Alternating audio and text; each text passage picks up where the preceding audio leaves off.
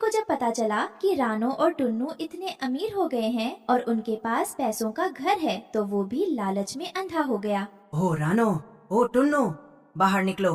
तुम दोनों मेरे खेत के मजदूर थे, इसलिए तुम्हारे पास जो भी धन है उस पर मेरा हक है। ये घर मुझे सौंप दो, वरना मैं इसे तहस नहस कर दूंगा।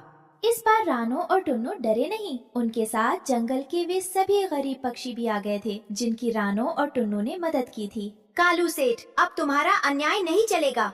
ये धन हमारी ईमानदारी का है। अच्छा, तुम्हारी इतनी हिम्मत? पकड़ो इन सबको। जैसे ही कालू सेठ के गुंडे आगे बढ़े, जादुई घर की दीवारों से तेज हवा के थपेड़े और कांटेदार बिजली सी चमकने लगी। कालू सेठ और उसके साथी हवा में उड़कर दूर जा गिरे। उनके पंख टूट गए और वे बुरी तरह जख्मी हो गए। अन्यायी कालू सेठ का अंत हो गया।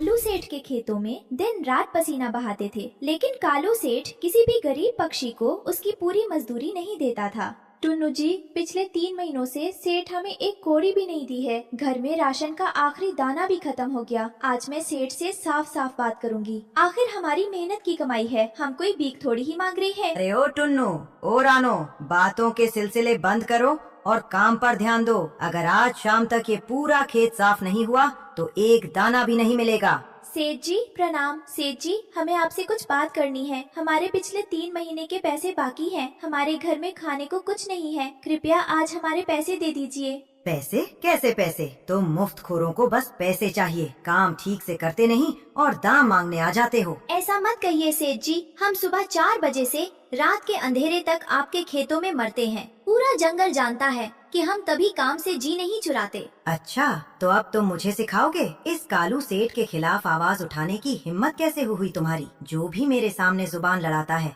उसे मैं अपने यहाँ नहीं रखता। तुम दोनों अभी के अभी मेरे खेत से निकल जाओ। तुम दोनों को नौकरी से निकाला जाता है। रानो और टुन्नू रोते हुए वहाँ से चले गए।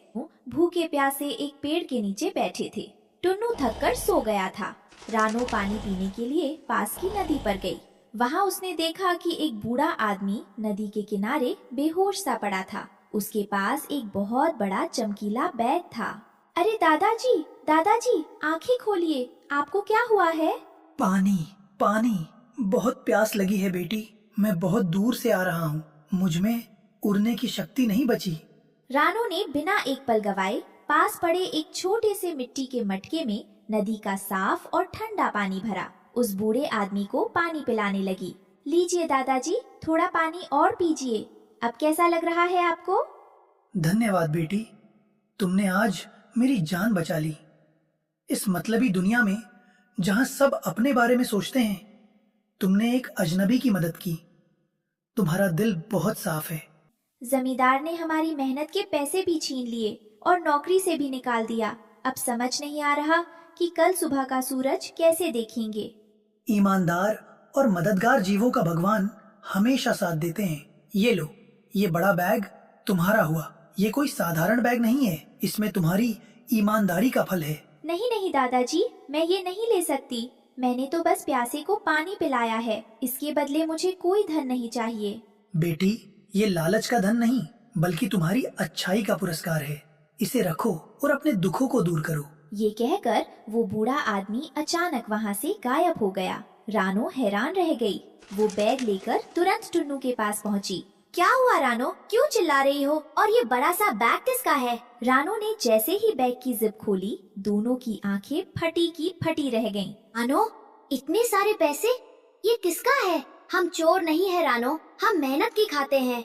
शांत हो जाओ टुन्नू जी, ये कोई चोरी का माल नहीं है। ये हमारी ईमानदारी का फल है। सुंदरवन की सबसे चालाक और लालची लाली लोमड़ी वहाँ से गुजरी। अरे वाह, ऐसा घर तो मैंने पूरी जिंदगी में नहीं देखा। दीवारों पर इतने नोट। अगर ये घर मेरा हो जाए तो मुझे कभी शिकार करने की जरूरत नहीं पड़ेगी। लाली लोमड़ी ने एक योजना बनाई। हाय दया, कोई है? मुझे बचाओ। जमींदार कालू सेठ मेरे पीछे पड़ा है, वो मुझे मार डालेगा। मुझे छुपा लो, मैं सुधर गई हूँ। कालू सेठ ने मेरा सब कुछ हड़प लिया। मुझे बस आज की रात अपने इस प्यारे से घर में रहने दो। सुबह होते ही मैं चली जाऊंगी। रानो ने लोमड़ी को घर के अंदर बुला लिया और उसे खाना खिलाया। रात को जब रानो और टुन्नू सो गए तो लाली लोमड़ी दबे पांव उठी। मूर्ख चिड़िया, अब ये घर मेरा है। सुबह होते ही मैं इन्हें यहाँ से धक्का मारकर निकाल दूंगी, और अगर इन्होंने मना किया तो मैं इन्हें एक ही निवाले में खा जाऊंगी। केवल सच्चे दिल वाले लोगों के लिए था, लालची लोगों के लिए वो एक फंदा था। घर के दरवाजे और खिड़कियां अपने आप बंद हो गए और लाली लोमड़ी एक पिंजरे में कैद हो गई। बचाओ, बचाओ, मुझे छोड़ दो, ये क्या हो रहा है? रानो, टुन्नू, मुझे बचाओ। आवाज सुनकर रानो और टुन्नू जाग गए। ये देखो रानो, मैंने कहा था ना, ये लोमड़ी हमारी मदद के लिए नहीं बल्कि हमारे घर को हड़पने आई थी। मुझे माफ कर दो रानो बहन, मेरे मन में लालच आ गया था। मैं तुम्हारे पैसों का घर चुराना चाहती थी।